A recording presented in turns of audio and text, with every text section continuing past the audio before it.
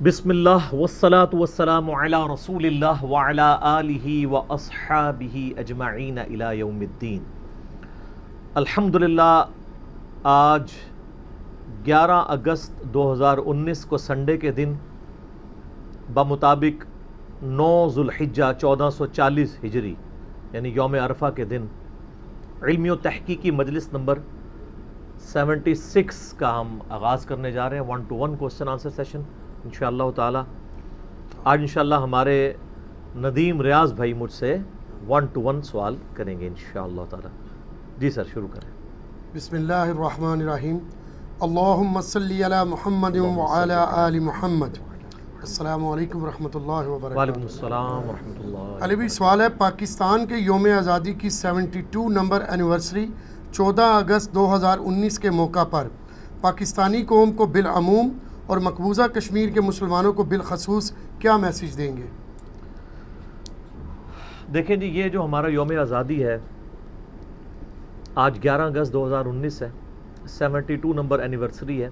Overall ये 73 number यौम आज़ादी बनता है, लेकिन एनिवर्सरी 72 है। ये एक गम की कंडीशन में मुसलमानों के पास आया है, जो कुछ आजकल कश्मीर में हो रहा है। पिछली संडे को मैंने जब बिल्कुल नया नया एक इशू शुरू हुआ था, सैयद अली गिलानी हफिज़हुल्लाह ताला जो हुर्रियत कॉन्फ्रेंस के सरबराह हैं मकबूजा कश्मीर में, जब उन्होंने SOS रिलीज़ किया था अपनी ट्वीट के ज़रिए, तो मेरा इसके ऊपर क्लिप आ गया था इंडियन ऑक्युपाइड कश्मीर के हवाले से। तो उस पर तो उस तरह ज़्यादा डिटेल की ज़रूरत नहीं है, लेकिन ये बात हकीकत है कि 14 अगस्त के हवाले से मैंने आज देख रहे हैं आपने झंडा भी लगाया हुआ, इसीलिए इस एनिवर्सरी के मौके पर मैसेज क्या दिया जाए। हमें अपने माजी में झांक के देखना है कि हमारे बुज़ुर्गों ने जो कुर्बानियाँ दे कर ये मुल्क हासिल किया था, जिस मकसद के लिए, पाकिस्तान का मतलब क्या, ला इलाहा इल्लल्लाह। सारी वीडियोज़ रिकॉर्डेड मौजूद हैं। उसके बावजूद चंद लोग आज टीवी पे बैठ के कहते हैं कि ये एक सेकुलर स्टेट थी। हालांकि अभी तो कई बुज़ुर्ग ऐसे ज़िंदा हैं, फौत नहीं हुए, जिन्होंने ये नारे लगाए हुए हैं पाकिस्तान की तहरीक आज़ादी के मौका के ऊपर। वीडियोज़ रिकॉर्डेड हैं। इतनी जल्दी तारीख़ के रिकॉर्ड को टेम्पर करना ये मुल्क के साथ दुश्मनी है। ये भी हकीकत है कि हमारा ये मुल्क एक पॉलिटिकल स्ट्रगल के बाद वजूद में आया। हमें ये मुल्क किसी सपसलार ने जंग में जीत के तोहफे में नहीं दिया, ना किसी ख़ानदानी वडेरे को ये गिफ्ट में मिला है, बल्कि ये बुज़ुर्गों की, हमारे आबाओ अजदाद की कुर्बानियों का नतीजा है, एक प्योरली पॉलिटिकल स्ट्रगल के साथ। और उन बुज़ुर्गों ने जब ये मुल्क बनाया था तो सिर्फ़ इसलिए कि ये एक प्योर इस्लामिक डेमोक्रेटिक मुल्क बनेगा, जहाँ पे शख्सी आज़ादी भी होगी, मजहबी आज़ादी भी होगी और इस्लाम के कवानीन का नफाज होगा। लेकिन अफसोस के साथ कहना पड़ता है कि आज आलमोस्ट अब 72 साल होने को आए हैं, मुल्क की सूरत हाल आपके सामने है। आपको पता है कि चाइना हमसे बाद में आज़ाद हुआ है, और चाइना आप देखें कहाँ पहुँच चुका है, और हमारा मुल्क दिन ब दिन पीछे ही जा रहा है। उसकी वजह यह है कि जब रूल ऑफ लॉ नहीं होगा, अदलिया की हुक्मरानी नहीं होगी, जुडिशरी की कोई इज़्ज़त नहीं होगी, और लोग अपने मनसब और अपनी पोस्ट का नाजायज़ इस्तेमाल करते हुए इंसाफ का खून करेंगे, तो फिर एंड रिज़ल्ट यही निकलेगा। हमारी कमज़ोर फॉरेन पॉलिसीज़ ने मुल्क को यहाँ तक पहुँचा दिया है कि आज इंडिया वाले इस मामले में हमारे साथ चीदा मुल्क, वो भी अपनी मजबूरियों की वजह से, कोई खड़ा हो अलग बात है, हमारे मुसलमान मुल्क भी इस वक्त इंडिया के साथ खड़े हुए हैं इस मसले के अंदर। जिन मुसलमान मुल्कों के सरबराहान को गाड़ी में बैठा के हमारे प्राइम मिनिस्टर साहब ड्राइविंग करते रहे हैं, उन लोगों ने भी आज पाकिस्तान का साथ नहीं दिया कश्मीर के मसले में। और हम यहाँ पे जनाब मुस्लिम उम्मा और जनाब इस्लामी तशख़्ख़ुस और हमारे मुसलमान भाई, मुसलमान मुल्क, इन चीज़ों का रोना रो रहे हैं। आज हमारे साथ कोई नहीं खड़ा हुआ। अगर कोई थोड़ा बहुत खड़ा है तो एक एथियस्ट मुल्क, چائنا، اس کے بھی اپنے مفادات ہیں، اسے بھی کوئی ہم سے خاص ہمدردی نہیں ہے، کیونکہ پاکستان بہت بڑا اس اعتبار سے، یعنی آپ سمجھیں کہ ایک مالی منڈی ہے ان کے لیے. پاکستان کی کافی مدد کی ہے چائنا نے، ظاہر پیسے لے کے، تو چائنا میں پاکستان کا انٹرسٹ ہے، اس لیے وہ بھی ہمارے ساتھ کرتے ہیں. ادروائز ہمارے ساتھ کوئی ایسا سچ ملک کھڑے نہیں ہوئے. ٹرکی کے صدر کا چھوٹا موٹا ایک بیان آ گیا طیب اردگان کا، وہ تو ظاہر ہے بیچارہ جہاں کے بھی مسلمانوں کے خلاف آواز بلند ہوتی ہے وہ کھڑے ہوتے ہیں، وہ ایک انڈیویجول، ان کی رائے ہم سلام پیش کرتے ہیں. باقی ملیشیا کے جو پرائم منسٹر ہیں مہاتیر محمد، ان کا یہ بیان ہے کہ ہم صورتحال کو بغور دیکھ رہے ہیں. یعنی پتہ نہیں کیا وہ خوردبین لگا کے دیکھ رہے ہیں، ان کو نہیں پتہ کہ یو این او کی ریزولوشنز کیا ہیں کشمیر کے بارے میں.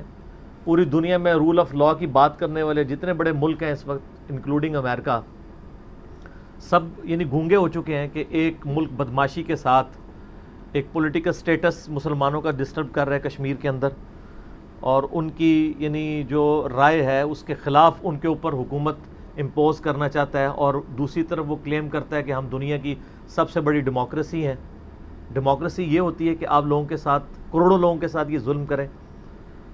ہمیں تو یعنی اس دوران کافی ای میلز بھی آئی ہیں بھائیوں کی مقبوضہ کشمیر کی طرف سے. میں نے پہلے بھی عرض کیا ہے کہ دنیا میں جو ٹاپ 10 ریجنز ہیں جہاں پہ ہماری ویڈیو سب سے زیادہ دیکھی جاتی ہیں، ان میں سے ایک مقبوضہ کشمیر بھی ہے انڈیا کا. تو بھائیوں کی ای میلز آئیں مجھے پرسنلی، کئی لوگوں کی انڈیا سے، اسی صورتحال میں. یہ بھی جو آرٹیکل 370 والا چکر چلا ہے، تو وہ کہہ رہے ہیں جی کرفیو لگا ہوا ہے، گھروں میں محصور ہیں، کوئی پتہ نہیں کیا ہونا ہے، پریشان ہیں. آپ ذرا امیجن کریں، ایک ہفتے کے لیے آپ کو گھر میں محصور کر دیا جائے، کتنا راشن انسان نے سٹور کیا ہوتا ہے. باہر کرفیو لگا ہو، زندگی موت کی کشمکش بنی ہو، آپ کے بچے ہوں اور وہ بھوک سے بلک رہے ہوں، تو کیا صورتحال انسان کے اوپر گزرتی ہے. ہم تھوڑی سی روٹین سے ہٹ کے زندگی میں کوئی چیز آبزرو کریں تو ہمارے لیے مشکل ہو جاتی ہے. ابھی آپ کو پتہ ہے چونکہ ذوالحجہ کے دن چل رہے ہیں، تو یکم ذوالحجہ کے بعد صحیح مسلم میں حدیث ہے کہ نبی علیہ السلام نے جس نے قربانی کرنی ہو اس کے لیے مشروع فرمایا کہ وہ اپنے جسم سے بال وغیرہ ریموو نہیں کرے گا، اپنے جسم کے کسی حصے سے بھی، تا وقت کہ وہ قربان نہ کر لے.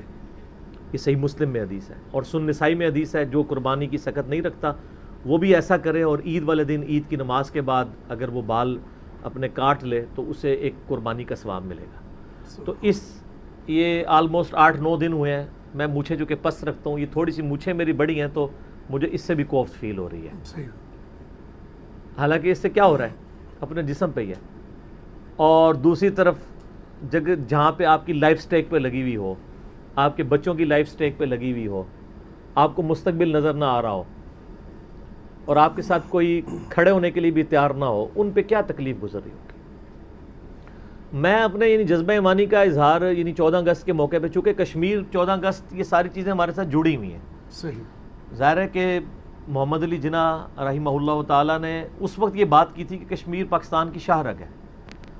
اگر کسی کی شاہ رگ کے اوپر چھری چلا دی جائے، اس کے اوپر پاؤں رکھا ہو، تو کیا اس کا یہ کام ہے کہ وہ مذمتی قراردادوں تک ہی رہے اور یہ ٹویٹس کرے کہ جی ہم اخلاقی حمایت جاری رکھیں گے، اور یہ میٹنگز ہو رہی ہوں کہ ہم ہر فورم پہ آواز اٹھائیں گے، صرف اسی کے اوپر اکتفا کریں؟ تو میرے خیال ہمیں شرم کے مارے ڈوب مرنا چاہیے اگر ہم صرف ان ساری باتوں پہ رہیں گے. اس طرح کرنے سے ایک بدماش کو اس کی بدماشی سے روکا جا سکتا ہے کیا؟ اگر روکا جا سکتا ہو تو یو این او کی ریزولوشنز اتنی تگڑی تھیں کشمیریوں کے حق میں اور پاکستان کے سٹانس کے حق میں، ہم پچھلے 70 سالوں میں اس کا فیصلہ تو کروا نہیں پائے. لاتوں کے بھوت باتوں سے نہیں مانتے. ایک صرف یعنی میں اب نام لے دیتا ہوں چونکہ اس منسٹر کے بارے میں نے اس کی غلط حرکات کی وجہ سے، چونکہ ہمارے سٹی سے تعلق رکھتے ہیں، کافی ساری ویڈیوز میں نے ان کے اوپر تنقید کی، لیکن میں سلام پیش کرتا ہوں فواد چودھری صاحب کو. اس موقع پہ اگر مجھے کسی بندے کی پارلیمنٹ میں تقریر پسند آئی ہے نا تو فواد چودھری کی آئی ہے. اس نے دلیرانہ بات کی ہے، جو دلیرانہ بات ہمارے پرائم منسٹر کی طرف سے یا ہمارے ریاستی اداروں کی طرف سے آنی چاہیے تھی. باقی سب لوگ تو بس صرف جس کو کہتے ہیں نا اپنی اپنی حاضری لگوا رہے ہیں. کوئی ریلیاں بھی نکال رہا ہے تو اپنی حاضریاں لگانے کے لیے، کسی نے بیج بھی لگایا ہوا ہے کشمیر کا تو اپنی حاضری لگانے کے لیے، پاکستان کا جھنڈا لگایا ہوا ہے تو حاضری لگانے کے لیے۔ اب یہ اس سے زیادہ کیا برا وقت آئے گا کشمیریوں کے اوپر کہ ہم انڈیا کو ہاتھ سے روکیں گے، کہتے ہیں جی سفارتی حمایت جاری رکھیں گے، یہ کریں گے۔ بھائی آپ ذرا وہ لکھ کے بتائیں کہ وہ کیا موقع آئے گا کہ جب یہ ہو جائے گا تو پھر ہم انشاءاللہ کشمیر کے دفاع کے لیے بارڈرز پہ اپنی فوجیں بھیج دیں گے۔ تو وہ آپ جو لسٹ ڈاؤن کریں گے نا، اس سے زیادہ اس وقت ہو رہا ہے کشمیر کے اندر۔ یعنی اس سے کوئی ٹیکنیکلی بات کریں نا آگے، کہ آپ لسٹ بنا دیں کہ کیا ہوگا کہ جب آپ یعنی کشمیریوں کو وہاں کھڑے ہو کے جی روزانہ کی اگر ہمیں 1000 لاشیں ملیں گی تو ہم اپنی فوج بھیجیں گے، اگر وہ 1000 سے کم ہوں گی تو ہم نہیں لڑیں گے۔ کوئی اب کرائٹیریا تو بنائے نا، یہ کیا زبانی کلامی باتیں ہیں اور کانفرنسیں اور جناب میٹنگیں کر کے تو ایک بیان جاری کر کے اٹھ جاتے ہیں، کہانیاں کروا رہے ہیں۔ یا پھر آپ مان لیں آپ کمزور ہیں، آپ جس ہاتھ جو آپ کی گردن کی طرف شارک کی طرف بڑا ہوا ہے نا، اگر آپ اس کو کاٹ نہیں نہ سکتے تو اس ہاتھ کو چوم لیں، پھر غلام بن جائیں ان کے۔ تو یا پھر آپ ٹیپو سلطان کی طرح زندگی گزاریں۔ لیکن ہمارے پرائم منسٹر صاحب یہ ساری تقریریں اس وقت کرتے تھے جب وہ اپوزیشن لیڈر تھے، یعنی لیڈر اس طرح تو نہیں بنے لیکن اپوزیشن کو اس اعتبار سے ایک ٹرو اپوزیشن لیڈ کر رہے تھے۔ اب جب سے وہ پرائم منسٹر بنے ہیں ان کی ٹون بھی چینج ہو چکی ہے۔ تو مجھے سب سے زیادہ دکھ تو پرائم منسٹر کے اوپر ہے، ان کے ایٹیچیوڈ کے اوپر ہے پرسنلی۔ آپ کو پتہ ہے ان کے اوپر جب علماء نے اٹیک کیا، میں نے ہر فورم پہ جو جائز بات تھی اس کا دفاع کیا، لیکن یہ ہاں کوئی ایسا موقع نہیں ہے کہ ہم اپنے پرائم منسٹر کا اس حوالے سے دفاع کریں۔ ان کو فرنٹ سے لیڈ کرنا چاہیے، اور یہ اتنا ڈیلے نہیں لانا چاہیے۔ جب بالکل سر سے پانی گزر جائے گا، یہ بھی سب کچھ ڈائلیوٹ ہو جائے گا، اس کے بعد کوئی اور واقعہ ہو جائے گا، پھر پوری دنیا کا رخ اور طرف ہو جائے گا۔ پوری دنیا کے اندر آپ دیکھ رہے ہیں احتجاج ہو رہے ہیں، اور ہم لوگ بھی اگر صرف احتجاج ہی کرنا ہے، ہم نے چند بینرز ہی اٹھانے ہیں، تو پھر دنیا میں ہم میں تو کوئی فرق نہیں ہے۔ اور آپ کو پتہ ہے ہماری جو پاکستان کی فوج ہے دنیا میں ٹاپ 10 پروفیشنل فورس میں سے ایک ہے، فورسز میں سے، اور ہر طرح کے جدید اسلحے سے لیس ہے۔ اور ہماری فوج میں جو موریل بلند کیا جاتا ہے نا فوجیوں کا، جو لوگ کاکول اکیڈمی سے فارغ ہوئے ہیں ان سے ذرا پوچھئے کہ پورے کا پورا بلٹ اپ ان کا اینٹی انڈیا ہوتا ہے۔ ہمارے پاس جو موٹیویشن لیول ہے نا، اپنا ریلیجن تو اپنی جگہ ہے اسلام، جو دشمن کے طور پہ پریزنٹ کر کے ہماری فوج کو تیار کیا جاتا ہے نا، ایک آفیسر کو بھی، ایک سٹاف کے بندے کو بھی، جوان کو بھی، وہ اینٹی انڈیا، یہی نعرے لگتے ہیں۔ یعنی ہم نے پوری کے پورا ڈیفنس اپنا اینٹی انڈیا کے اوپر کھڑا کیا ہوا تھا، اور اس میں بھی بون آف کنٹینشن کشمیر۔ اگر آپ ایک لمحے کے لیے سوچیں کشمیر پاکستان کے پاس آ جائے، پھر پاکستان انڈیا کی دشمنی ختم۔ اگر کوئی سمجھتا ہے کہ اس کے علاوہ بھی کوئی دشمنی ہے تو وہ کوئی دشمنی نہیں ہے۔ ہمیں کوئی کشمیریوں کے ساتھ جو ہمدردی والا معاملہ ہے وہ اسلام کی وجہ سے، اور ان کے ساتھ ناانصافی ہو رہی ہے۔ ہم اولو العلم قائما بالقسط ہیں، انصاف کے ساتھ کھڑے ہوئے ہیں۔ ہمیں انڈیا میں رہنے والے کسی ہندو کے ساتھ کوئی ذاتی دشمنی نہیں ہے، ان کو بھی ہیومن ڈگنیٹی میں اسی طرح زندہ رہنے کا اس روئے عرض پہ حق ہے جتنا ایک مسلمان کو ہے۔ ہمیں انڈیا کی گورنمنٹ کے ساتھ بھی کوئی ذاتی دشمنی نہیں ہے، ان کی حرکات کے ساتھ ہے جس کے افیکٹو وہاں پہ اقلیتیں بن رہی ہیں، اور ٹاپ آف دا لسٹ مسلمان، سکھ بھی تکلیف میں ہیں اور باقی عیسائی بھی ہیں، لیکن مسلمان ٹاپ آف دا لسٹ ہیں۔ ان کو پتہ ہے ان کے اندر چنگاری موجود ہے، ان سے ہمیں ہر وقت خطرہ رہتا ہے۔ ظاہر ہے مسلمانوں نے یہاں اتنا عرصہ حکومت کی ہے، اور جنہوں نے اتنا عرصہ حکومت کی ہوئی ہے انہوں نے حکومت کا مزہ چکھا ہوا ہے، اس سے ہی ان کو ڈر لگا رہتا ہے۔ حالانکہ مسلمان آپ کو پتہ ہے ہمیشہ 15 سے 20% ہی رہے ہیں، اس کے باوجود کئی سو سال تک مسلمانوں نے حکومت کی ہے۔ جو ہندو تھے وہ 80% تھے، اس کے باوجود حکومت مسلمانوں کے پاس رہی ہے۔ یعنی مغلیہ سلطنت آپ دیکھ سکتے ہیں، اسلامی حکومت تو نہیں تھی لیکن مسلمانوں کی تو تھی نا۔ میں تو اس کو اسلامی کہنے کے لیے تیار نہیں ہوں، اور میں سب سے زیادہ حق بجانے منہ کہ ایسی بات کروں، کیونکہ میرا خود تعلق مغلیہ خاندان سے ہے، لیکن میں اپنے اس خاندان کی بنیاد کے اوپر یہ تو نہیں کہوں گا کہ بھی اکبر کی حکومت اسلامی تھی اور اورنگزیب عالمگیر نے ایک فتاوی عالمگیری لکھوا کے باقی جتنے اس نے کرتوت کیے ہیں ادھر، اپنے بھائیوں کو قتل کروایا، باپ کو جیل میں ڈلوایا، بس ٹوپیاں سیتا رہا ہے، اور بس اس کی ٹوپیاں دیکھ کے میں دھوکہ کھا جاؤں، تو اس طرح تو نہیں ہوگا. ہم تو یعنی انصاف کے اوپر مبنی بات کریں گے. تو ہمیں نہ یعنی انڈیا کے ساتھ کوئی ذاتی دشمنی ہے، اصل مسئلہ ہے انصاف کا. اور وہ جو وہاں کی پبلک کا آئینی حق تھا، اتنے عرصے سے غصب کیا ہوا اور اب اس کی طرف آگے چلے گئے. اور میں سمجھتا ہوں کہ پاکستان اپنے ان 72 ایئرز میں فارن پالیسی کے اعتبار سے آلموسٹ میں سمجھوں گا کہ فیل ہے. ہم دنیا کو اپنا مقدمہ پیش ہی نہیں کر پائے. آج ساری دنیا جو ہے وہ انڈیا کے ساتھ کھڑی ہوئی ہے. ہمارا منہ رکھنے کے لیے کوئی بیان دے لادہ بات ہے. کدھر گیا جی امریکہ، جس کے ساتھ ہم نے پچھلے دنوں بڑا کامیاب ایک دورہ کیا ہے، اور ہم کہہ رہے تھے جی ماشاءاللہ جی وہ ثالثی کروائے گا، ٹھیک ہے جی. اور ہمارے پرائم منسٹر صاحب کو سارے وزیر لائن میں لگ کے ریسیو کر رہے تھے، اور وہ کہہ رہے تھے ہم ورلڈ کپ جیت کے آئے ہیں. اور ورلڈ کپ کیا جیتا ہے جناب، وہ تو پتہ چلا ہے جناب کہ وہ سارے زیرو پہ ہی آؤٹ ہو گئے ہیں. بالکل 180 ڈگری رزلٹ نکلا ہے. ہم تو یہ امید کر رہے تھے کہ جناب یہ، میں تو آپ کو اپنا پرسنلی بتاؤں، جب یہ ہمارے پرائم منسٹر صاحب کی سٹیٹمنٹ آئی تھی نا الیکشن سے پہلے کہ جی اگر مودی پرائم منسٹر بن گیا تو مسئلہ کشمیر حل ہو سکتا ہے، تو میں حیران تھا کہ یہ ہمارے پرائم منسٹر کو کس نے کہانی کروا دی ہے. وہ متعصب قسم کا ہندو جس نے ووٹ ہی اس بنیاد پہ حاصل کی ہے کہ وہ اینٹی مسلم ہے، اس کے آنے سے کشمیر کا مسئلہ حل ہونا تھا. لیکن ہمارے پرائم منسٹر صاحب یہی کہہ رہے تھے، اور اس ٹائم جب ان کو کوئی سمجھاتا تھا تو وہ کہتا تھا مجھے سب سے زیادہ سمجھ ہے. تو سر سب سے پہلے پرائم منسٹر کو اپنے ان سارے بیانات سے رجوع ریکارڈ کروانا چاہیے. پارلیمنٹ میں تقریر کرنے سے پہلے یہ کہنا چاہیے تھا میں نے الیکشن کے دوران جتنی باتیں کی تھیں انڈین الیکشن کے دوران وہ ساری میری خام خیالی تھی، مجھے بھی غلطی لگ سکتی ہے، مجھے اب اصلی ان کا چہرہ پتہ چل گیا. لیکن ہمارے ملک میں تو سر شرمندگی، بات سے رجوع کرنا، اپنی پالیسی کے اوپر نظر ثانی کرنا، یہ تو ہماری کہیں گھٹی میں موجود نہیں ہے کہ ہم نے اپنی غلطی کو ماننا ہے. بس ماں بدولت نے جو بھی فرما دیا، ہم واپس آنے کے لیے تیار ہیں نہیں. میں اس پرائم منسٹر کی نہیں بات کر رہا، ان سے پہلے بھی جو گزرے ہیں، چاہے فوجی ڈکٹیٹر ہوں چاہے وہ عوامی لیڈرز ہوں، بس جو کہہ دیا وہ کہہ دیا. کوئی اپنی غلطی ماننے کے لیے کم از کم اب تو مانے نا. اس وقت بھی لوگ سمجھا رہے تھے کہ یار جو اینٹی اسلام ووٹ لے کے آ رہا ہے وہ آنے کے بعد جھنڈا تیز ہی کرے گا. تو سر کر دیا نا اس نے وہ کام کیا ہے جو اس سے پہلے کسی حکومت نے نہیں کیا. آج مسلمان وہاں تکلیف میں، اور ہم ماشاءاللہ یہاں روزانہ، میں وہ رات کو بلٹن سن رہا ہوتا ہوں نا، تو وہ یعنی 1 گھنٹے کے بلٹن میں 40 منٹ جو ہے نا وہ کشمیر کے اوپر ہو رہے ہوتے ہیں، لیکن ساری رام کہانی ہے یہ ہو گیا، وہ ہو گیا، وہاں میٹنگ ہو گئی، یہاں پہ جلوس ہو گیا. کہ نکلے آؤ دے چوں کیا کیتا جائے، دلیر بنے.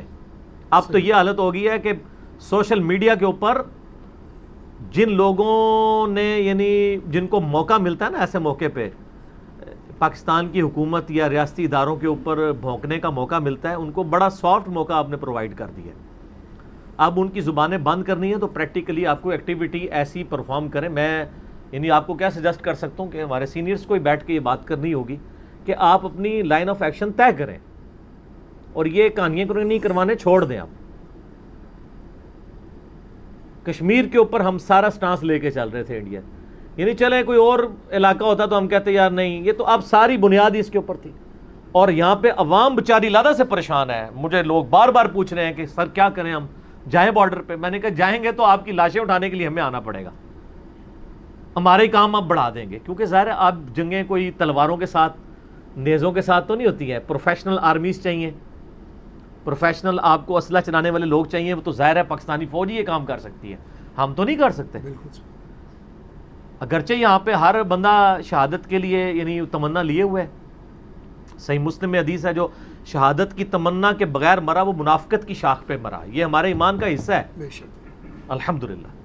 اور یہی چیز پاکستان کی آرمی کو باقی آرمیز کے اوپر فوقیت دیتی ہے. ٹھیک ہے، باقی ان کے اندر جو کمزوریاں ہیں وہ اپنے جگہ، مجھے شدید اختلاف ہے چند ایک پالیسیز کے اوپر، وہ بھی اوپر کے لوگوں کی، لیکن ایز اے ادارہ ہم اسے آن کرتے ہیں.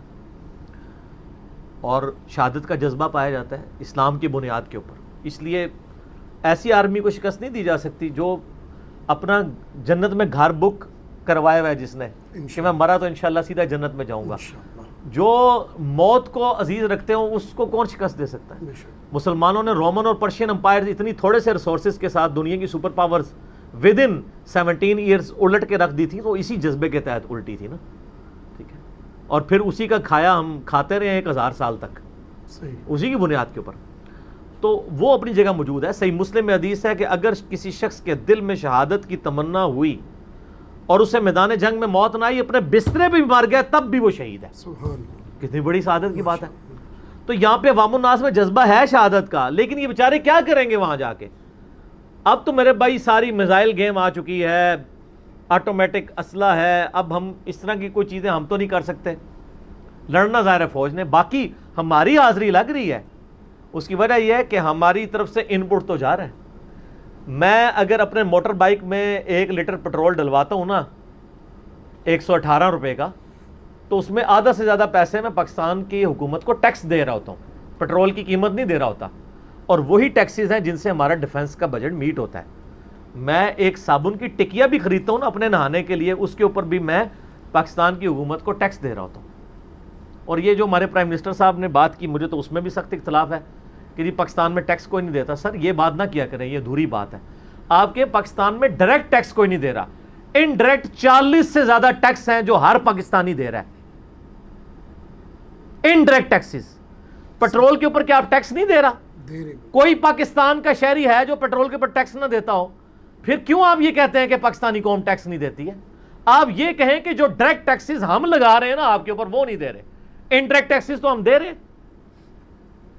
صابن کی ٹکیا کے اوپر بھی دے رہے ہیں, ٹوتھ پیسٹ کے اوپر بھی دے رہے ہیں, ایک ایک چیز کے اوپر ٹیکس دے رہے ہیں جی. انڈائریکٹ 40 سے زیادہ ٹیکسز ہیں جو ہر پاکستانی دے رہا ہے. بجلی چوری ہو رہی ہے, اس کے اوپر بھی آپ کے بل میں ٹیکس لگ کے آتا ہے.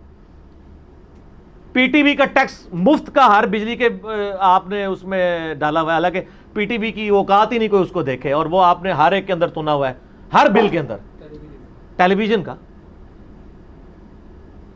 تو ٹیکس تو سارے دے رہے ہیں, پھر ڈالے نا ان کو. یعنی ہمیں پاکستان میں ٹاپ 10 امیر لوگ, آپ کسی ایک ریڑے والے سے بھی پوچھ لیں نا پاکستان میں اوپر کے 10 کون کون سے امیر لوگ ہیں, تو وہ بھی آپ کو نام لکھوا دے گا. تو سر ڈالے نا ان پہ ہاتھ, ان سے لے ٹیکس. وہ تو دندناتے پھر رہے ہیں. ان کو تو سپریم کورٹ بھی 400 ارب روپیہ لے کے چھوڑ دیتی ہے. وہ تو وہ لوگ ہیں جن کے آگے ریاستی ادارے بھی گھٹنے ٹیکے ہوئے ہیں. میں نے اشارتاً بات کی, آپ سب کو سمجھ آ جائے گی. ان کی تو چاندی ہو گئی ہے. تو ان لوگوں پہ تو ہم ٹیکس دے کے الحمدللہ اپنی فوج کے پیچھے کھڑے ہیں, ہم فائنینشیل ان پٹ ان کو دے رہے ہیں. ٹھیک ہے, بس یہی ہماری ذمہ داری ہے. فوج میں بھی ہر بندے نے آگے جا کے تو نہیں لڑنا, کسی نے پیچھے سے جو ہے وہ ریسورسز پرووائڈ کرنے ہوتے ہیں, کھانے کی فارم میں, اسلحے کی فارم میں. کوئی پیچھے روٹیاں بھی لگا رہا ہوتا ہے. اب روٹیاں لگانے والے کو بارڈر پہ لڑنے والا یہ نہیں کہہ سکتا کہ یہ تو کوئی لڑ نہیں رہا, کام تو میں کر رہا ہوں. پھر تو وہ روٹی والے کو نا تم کو, پھر تو تم اس جنرل کو بھی کہو گے جو ایئر کنڈیشن کمرے میں بیٹھ کے جنگ کا پلان بنا رہا ہے کہ تو ایئر کنڈیشن کمرے میں بیٹھا ہوا ہے تو کچھ نہیں کر رہا, حالانکہ اس کی ذمہ داری سب سے بڑھ کے ہوگی. اس کو اللہ تعالیٰ نے ڈیفرنٹ رسپانسبلٹی دی ہوئی ہے. تو اس جرنل سے بھی پیچھے ہم 22 کروڑ عوام بیٹھے ہوئے ہیں جو ان کو فائنینشیل ان پٹ دے رہے ہیں ٹیکسز کی فارم کے اندر, جس سے ہمارے 1000 ارب سے زیادہ ہر سال کا بجٹ ہے جو میٹ ہو رہا ہے فوج کا. تو ہماری تو ان پٹ جا رہی ہے. ہم اللہ کی بارگاہ میں پاکستانی عوام سرخرو ہے اس حوالے سے. یہ چونکہ میں عوام کا نمائندہ ہوں, مجھے ملینز آف پیپل نے سننا ہوتا ہے. میں عوام کو تسلی دے رہا ہوں کہ سر آپ کی کوئی رسپانسبلٹی نہیں ہے, آپ دے رہے ہیں چندہ ٹیکسز کی فارم میں, ٹیکس پے کر رہے ہیں, انڈائریکٹ بھی کر رہے ہیں, ڈائریکٹ والے بھی ہیں, وہ بھی دینے چاہیے. ہم تو ویسے ہی ملازم پیش ہیں, ہمارے تو زبردستی کٹ جاتا ہے, اس لیے تو ہم بانگے دول یہ کہہ دیں گے کہ ہم تو دے رہے ہیں الحمدللہ. ٹیکس انڈائریکٹ ٹیکسز تو سارے دے رہے ہیں, ڈائریکٹ والے بھی دیں. ہمارا بس اتنا ہی کام ہے. ہمارا کام نہیں کہ ہم بارڈر پہ پہنچ جائیں یا کوئی نان اسٹیٹ ایکٹر کے طور پہ کوئی. ابھی آپ دیکھیں گے کئی مولوی سامنے آئیں گے, وہ بھرتیاں شروع کر دیں گے جہاد کشمیر کے لیے. حالانکہ پیچھے ہسٹری سے جو کچھ ہم نے یعنی لرن کیا ہے, اس کے بعد اب تو ہماری state policy non state actors کے حوالے سے واضح ہو چکی ہے کہ پاکستانی فوج کے علاوہ کسی نے کوئی جہاد قتال والا کام کرنا ہی نہیں ہے. تو میں اب ریاستی اداروں سے بھی اور خصوصاً پرائم منسٹر سے ریکویسٹ کروں گا کہ سر جس سسٹم کے ہم ڈسے ہوئے ہیں نا نان اسٹیٹ ایکٹرز کے, خدا کے لیے آپ دوبارہ یہ کام نہ کیجیے گا. کیونکہ دنیا تو اب یہی فورس ہی کر رہی ہے. جو ایکسپرٹس ہیں وہ آپ کو پتہ کیا کہہ رہے ہیں کہ دوبارہ سے نان اسٹیٹ ایکٹرز والا ایشو شروع ہو جائے گا کشمیر کے اس ریونج میں. یہ چانسز ہیں جی. تو مہربانی کر کے یہ کشمیریوں کو سپورٹ نہ دیجیے گا جس معاملے میں آپ خود پیچھے ہٹ چکے ہیں کہ آپ نان اسٹیٹ ایکٹر نہیں ہوں گے. کام کرنا ہے تو سیدھے طریقے سے جنگ ڈکلیئر کر کے سامنے آئے.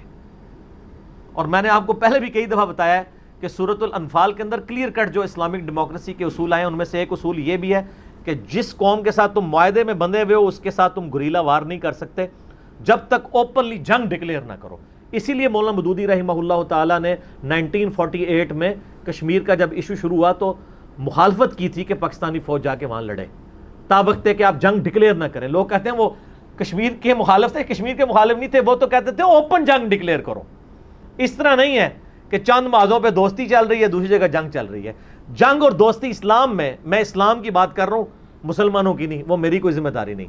اسلام میں آپ نے جس سے جنگ کرنی ہے معاہدہ اوپنلی توڑنا ہے. اس کی میں آپ کو ایک مثال دیتا ہوں. اسی آیت کے کانٹیکسٹ میں جامعہ ترمذی میں ایک حدیث ہے سورۃ الانفال کی اس آیت کے کانٹیکسٹ میں کہ حضرت امیر معاویہ رضی اللہ تعالیٰ عنہ کے یعنی دور ملوکیت کے اندر رومن امپائر کے ساتھ مسلمانوں کا ایک معاہدہ چل رہا تھا.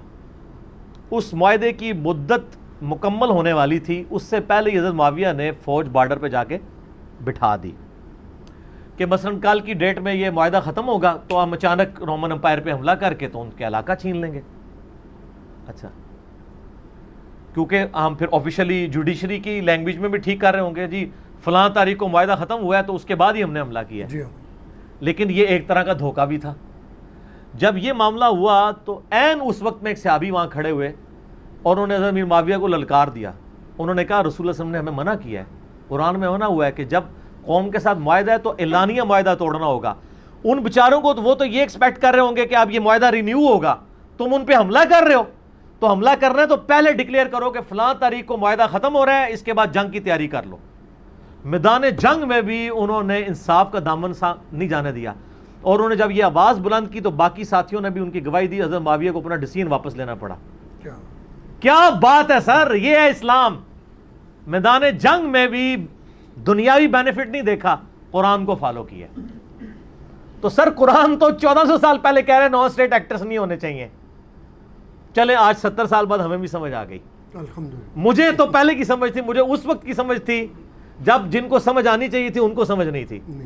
اب اللہ کا شکر ہے جن کو سمجھ آ گئی ہے ان کو ہماری والی سمجھ آ گئی ہے تو ہم تو اللہ کا شکر ادا کرتے ہیں. اب دوبارہ یہ غلطی نہیں کرنی. ٹھیک ہے, تو میری دعائیں کشمیریوں کے ساتھ ہیں. تو چونکہ ای میلز مجھے کافی ساری آئی تھی, انہوں نے اسپیشل دعاؤں کے لیے کہا ہے. ہم ظاہر یہی کر سکتے ہیں, صحیح مسلم میں حدیث ہے برائی دیکھو تو ہاتھ سے روکو. اگر ہاتھ سے نہیں روک سکتے, ظاہر ہاتھ سے روکنا تو حکومت وقت کا کام ہے, ہمارے پاس تو ریسورسز نہیں, تو کم از کم زبان سے اسے برا ضرور کہو. وہ ہم اللہ کے فضل سے اپنی یعنی ویڈیوز کے ذریعے لوگوں تک پیغام پہنچا رہے ہیں. اور اگر زبان سے نہیں کہہ سکتے تو کم از کم دل میں برا جانو, لیکن یہ ایمان کا کمزور ترین درجہ ہے. ذالک اضعف الایمان, ضعیف ترین درجہ ہے. گونگا شیطان ہی بننا ہے وہ, کم از کم درمیانہ درجہ ضرور ہو. لیکن یہ میں عوام الناس کی بات کر رہا ہوں. حکومت ہاتھ سے روکے گی, اس کے بعد ریسورسز ہیں, ہم اپنی زبان سے روکیں گے. اور میں مسلمانوں سے یہ بھی ریکویسٹ کروں گا, اس وقت پوری دنیا کے انسانوں کی نظریں آپ پہ ہیں. خدا کے لیے سوشل میڈیا پہ کوئی گالی گلوچ اور نیگیٹو ورڈز ایسے نہ یوز کیجئے گا کہ اسلام کا غلط امیج لوگوں تک جائے. خدا کے لیے سورۃ الانعام میں ہے کہ لوگوں کے جھوٹے خداؤں کو گالی مت دو, وہ بغیر علم کے جہالت کے اندر تمہارے سچے خدا کو برا کہیں گے. تو ہمیں یہ اسلام نے باقاعدہ تعلیم دی ہے کہ ہم نے اس کو پازیٹیولی ایک دعوت کا ایک موقع ہے. باقی اس حوالے سے میں نے کافی ساری گائیڈ لائنز, ایک لیکچر ریکارڈ کرایا تھا روہنگیا مسلمانوں کی جینوسائیڈ سے ریلیٹڈ. آپ یوٹیوب پہ لکھیں روہنگیا مسلمز, جو برما کے اندر ہوا تھا میانمار میں, تو تقریباً 1 گھنٹے کی وہ ویڈیو ہے, لاکھوں لوگوں نے دیکھی ہے. اس میں میں نے ایک پورا کاؤنٹر نیریٹو سامنے رکھا تھا. اور ایک اور ویڈیو ہے کاؤنٹر نیریٹو میں نے دیا تھا گستاخانہ فلمز اور کارٹونز کے حوالے سے مسلمانوں کا ایٹیٹیوڈ کیا ہونا چاہیے. بجائے آپ گالی گلوچ کر کے غصہ نکال کے آپ عوام الناس کے کرنے کا کام کیا ہے. حکمرانوں کا کام تو اب ان کو اب کرنا پڑے گا. اب ان کو مسلمان ہیں اور وہ یہ سمجھتے ہیں کہ ہمیں آخرت عزیز ہے, تو سر پھر یہ لائف جو ہے نا یہ ایسٹ نہیں ہونی چاہیے, یہ لائبلٹی ہونی چاہیے آپ کے لیے. اور یہ بات تو اللہ تعالیٰ قرآن حکیم میں کرتا ہے نا سر, قرآن حکیم میں اللہ تعالیٰ یہودیوں کو اسی بات کا تانا دیتا ہے کہ اگر تم خدا کے بڑے محبوب ہو نا تو موت کی تمنا کرو نا، اور پھر اللہ تعالیٰ سورہ جمعہ میں فرماتے ہیں کبھی موت کی تمنا نہیں کریں گے۔ جو بندہ کہتا ہے کہ میں نے اللہ کے پاس جانا ہے، اصل زندگی آخرت کی ہے، تو وہ دنیا سے تو محبت نہیں کرے گا، مر تو جانا ہی ہے انسان جی کسی بھی طریقے سے موت آ جانی ہے، اپنے ٹائم پہ آنی ہے، لیکن کیا یہ اچھا ہو کہ زندگی جو ہے وہ اللہ کے لیے گزرے اور موت بھی اللہ کے لیے آئے، شہادت کی موت نصیب ہو، تو صرف یہ کہنے کی حد تک نہ ہو۔ تو میں چونکہ اپنی ذمہ داری سمجھتا تھا کہ میں اس یعنی ایک ویڈیو پیغام لوگوں تک، خصوصاً ہمارے جو کشمیر میں رہنے والے مسلمان ہیں ان تک، اور اپنے حکمرانوں تک، اور وہ ہماری وہ پاکستانی عوام جو بیچاری اپنے بھائیوں کے لیے یہاں پہ تڑپ رہی ہے کہ ہم جا کے ابھی جان دے دیں، ان کے لیے بھی کروں کہ بھئی آپ یہ کمپین چلائیں کہ ہم پاکستانی حکومت کے ساتھ، اداروں کے ساتھ کھڑے ہوئے ہیں، یہ جس لیول تک بھی کوئی ایکٹیویٹی پرفارم کریں گے ہم قربانی دینے کے لیے تیار ہیں انشاءاللہ تعالی۔ اور ظاہر ہے کہ یہ یعنی انڈین حکومت کو بھی بالکل کان کھول کے یہ بات سن لینی چاہیے کہ یہاں پہ 22 کروڑ انسان جو ہیں الحمدللہ، جن میں سے اکثریت مسلمانوں کی ہے، ایون نان مسلم بھی پاکستان کے لیے قربانی دینے کے لیے تیار ہیں۔ آپ کو پتہ ہے پاکستان میں کئی ایک لوگ جنہوں نے جنگ کے دوران جانیں دی ہیں ان میں غیر مسلم بھی شامل ہیں۔ تو الحمدللہ مسلمان تو ویسے ہی جنت کے حصول کے لیے کوشش کرتا ہے، تو کئی لوگوں نے دعاؤں کے لیے بھی کہا ہے، ای میلز کر کے اسپیشلی کہ جی کشمیریوں کے لیے دعا کریں، اور وہ خود انڈین آکوپائڈ کشمیر میں جو لوگ محصور ہیں ان کی طرف سے مجھے ای میلز آئی ہیں، جو بیچ میں تھوڑی دیر کے لیے کسی کا نیٹ کھلا ہے اس نے ای میل کر دی کہ اسپیشل دعا کریں، تو ہم اللہ کے حضور دعا کرتے ہیں، کیونکہ بخاری مسلم کی حدیث ہے کہ مسلمان ایک جسم کی مانند ہے، دنیا کے کسی بھی حصے میں اگر کسی کو ایک جگہ پہ تکلیف ہوتی ہے تو پورا جسم اس کی تکلیف محسوس کرتا ہے، اور صحیح مسلم کے الفاظ ہیں کہ اگر آنکھ میں درد ہوتا ہے تو پوری رات باقی جسم کاٹ کے گزارتا ہے اس آنکھ کے درد کی وجہ سے، کیونکہ مسلمان ایک جسم کی مانند ہے۔ اور کشمیر تو وہ ہے جس کو ہم پاکستانی آج تک اپنی شاہرگ کہہ رہے ہیں، تو اگر شاہرگ کے اوپر کسی نے یوں کر کے ہاتھ رکھا ہوا ہے تو میرے خیال ہے ہمیں تو رات کو نیند نہیں آنی چاہیے، اور خاری مذمتی قراردادیں، مذمتی بیانات کے اوپر جو ہے اور اخلاقی حمایت جاری رکھیں گے، یہ کریں گے وہ کریں گے، وہی ساری جو 70 سال کی ہمارے پاس جو اردو کے 4-5 فقرے ہیں وہ سارے ہر دفعہ ریپیٹ ہو جاتے ہیں، اس کے اوپر اکتفا تو نہیں کریں گے۔ باقی ہم جو ان پٹ دے سکتے تھے وہ تو یہ ہے کہ جاگو اور جگاؤ کی مہم ہے، اور دعا بھی ضرور کریں گے۔ اللہم انی اسألک بانک انت اللہ لا الہ الا انت الاحد الصمد الذی لم یلد ولم یولد ولم یکن لہ کفوا احد والہکم الہ واحد لا الہ الا هو الرحمن الرحیم الف لام میم اللہ لا الہ الا هو الحی القیوم اللہم صلی علی محمد وعلی آل محمد کما صلیت علی ابراہیم وعلی آل ابراہیم انک حمید مجید اللہم بارک علی محمد وعلی آل محمد کما بارکت علی ابراہیم وعلی آل ابراہیم انک حمید مجید اللہم ربنا آتنا فی الدنیا حسنہ وفی الآخرۃ حسنۃ وقنا عذاب النار لا الہ الا انت سبحانک انی کنت من الظالمین حسبنا اللہ ونعم الوکیل ولا حول ولا قوۃ الا باللہ العلی العظیم۔ اے اللہ جن جن بھلائیوں کا سوال تیرے محبوب صلی اللہ علیہ وآلہ وسلم نے تجھ سے کیا، ہم تمام مسلمانوں کے حق میں قبول و منظور فرما۔ اے اللہ جن جن چیزوں کے شر سے تیرے محبوب صلی اللہ علیہ وآلہ وسلم نے تیری پناہ طلب کی، ہم تمام مسلمانوں کو عطا فرما۔ اے اللہ مسلمان دنیا میں جہاں کہیں بھی ظلم کی چکی میں پس رہے ہیں، بالخصوص کشمیر میں، فلسطین میں، افغانستان کے اندر، شام کے اندر، جہاں کہیں بھی مسلمانوں پر ظلم کے پہاڑ توڑے جا رہے ہیں، اے اللہ غیب سے ان کی عزت، آبرو، جان اور مال کی حفاظت فرما، اور اے اللہ ہمیں ہر جگہ ان کا ساتھ دینے کی توفیق عطا فرما۔ اے اللہ ہم جو لوگ اس ملک کے اندر سکون کی زندگی گزار رہے ہیں، اے اللہ یہ تیرے بڑی نعمت ہے، ہمیں اس نعمت کی قدر کرنے کی توفیق عطا فرما۔ اے اللہ بالخصوص کشمیر کے مسلمانوں کے ساتھ عافیت والا معاملہ فرما، اور ہمارے مسلمانوں کے حکمرانوں کو عقل سلیم نصیب فرما آمین اور اپنے مسلمان بھائیوں کے ساتھ کھڑے ہونے کی توفیق عطا فرما. آمین سبحانک اللہم و بحمدک اشہد ان لا الہ الا انت استغفرک و اتوب الیک وصلی اللہ علی النبی الکریم وعلی آلہ وصحبہ اجمعین. آمین ثم میرے بھائیو یہاں پہ ایک میں اور چیز بھی ایڈ کر دوں کہ اب ہمیں اس ملک کی بھی قدر کرنی چاہیے کہ ہم کتنی آزادی کے ساتھ یہاں پہ اپنے ریلیجن کو پرفارم کر رہے ہیں اللہ کے فضل سے. الحمدللہ.